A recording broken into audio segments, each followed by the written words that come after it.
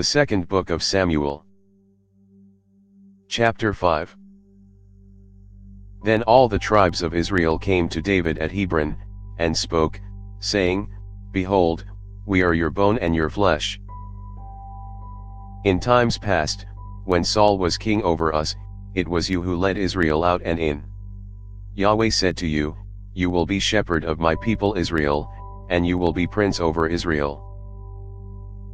So all the elders of Israel came to the king to Hebron, and King David made a covenant with them in Hebron before Yahweh, and they anointed David king over Israel. David was 30 years old when he began to reign, and he reigned 40 years. In Hebron he reigned over Judah 7 years and 6 months, and in Jerusalem he reigned 33 years over all Israel and Judah. The king and his men went to Jerusalem against the Jebusites, the inhabitants of the land, who spoke to David, saying, The blind and the lame will keep you out of here, thinking, David can't come in here. Nevertheless David took the stronghold of Zion. This is David's city.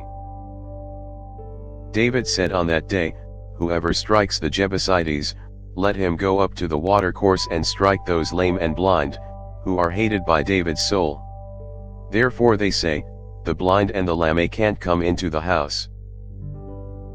David lived in the stronghold, and called it David's city. David built around from Millo and inward. David grew greater and greater, for Yahweh, the God of armies, was with him. Hiram king of Tyre sent messengers to David, with cedar trees, carpenters, and masons, and they built David a house.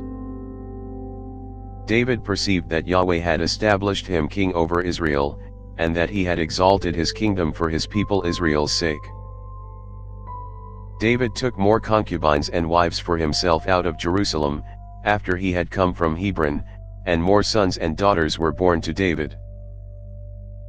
These are the names of those who were born to him in Jerusalem: Shammua, Shobab, Nathan, Solomon, Ibhar, Elishua, Nepheg, Japhiah, Elishama, Eliada, and Elipheled.